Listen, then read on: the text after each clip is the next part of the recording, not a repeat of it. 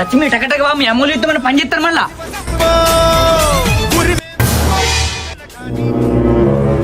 నా బిడ్డను లేపుకుపోవాలని చూస్తాను వారా.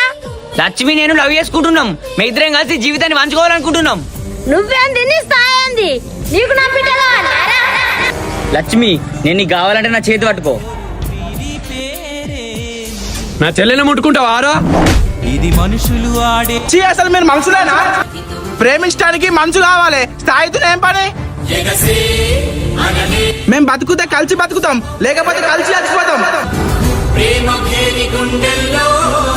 రాహుల్ లేవు.